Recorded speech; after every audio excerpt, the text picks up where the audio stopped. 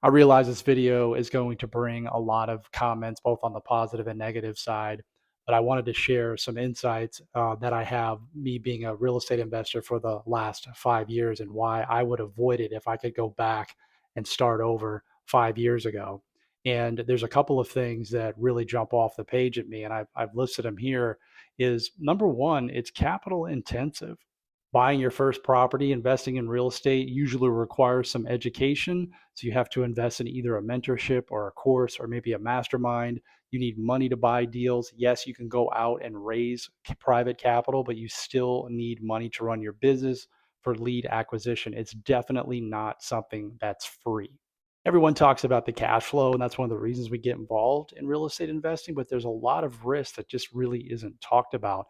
Most real estate investors are going to have a minimal amount of properties, anywhere from 4 to 10, and it only takes one vacancy to really destroy and wreck your cash flow. And all of a sudden, you're in the red. The market volatility is something that's completely out of your control, and you just kind of have to roll with the punches. You just don't know what's going to happen. You could speculate, and a lot of people do that, and that gets them in trouble. So, things that are out of your control, like interest rates, supply and demand, those are things that you can't control, and those can have a big impact on your real estate business. One of the largest reasons why people give up on the real estate business or don't get involved at all is the time commitment that's involved.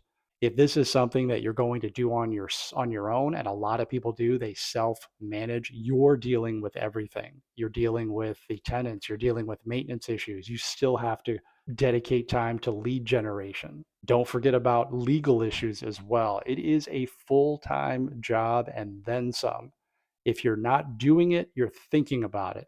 So the time commitment really, really keeps a lot of people away from it because they just simply say, hey, I don't have enough time to become a real estate investor. I'm busy in my 9 to 5 job.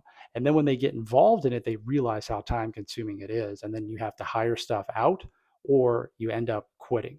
If for some reason you have to get out of the real estate business, liquidity is always going to be an issue for you because it takes a long time to sell properties. Unlike stocks or bonds that you could sell on a dime, real estate takes a longer amount of time. So if you need to get your cash out of the property, it's going to take maybe 3 to 4 months, or you're going to have to get some type of loan. And the faster you sell because you want out, you need the cash. Sometimes you're selling at a discount, so you're not getting the full value of the property. Guys, real estate is heavily regulated and it's only going to get worse. So you need to make sure that you're up to date on all this stuff. And sometimes we get involved in real estate and we don't understand what the local laws are. Each city, each municipality, they have different laws. So you have to be familiar with that. And if you don't do that due diligence up front, it can really come back to bite you. I have personal experience with this. Really, what keeps people away from this business or drives them away from this business is the emotional stress that this can have on you. You have all of these risks, the financial risks, people not paying you every month. You could have tenant issues, you could have legal issues. This can just really, really wear on you, and not everyone is cut out for this. It can be super emotionally taxing.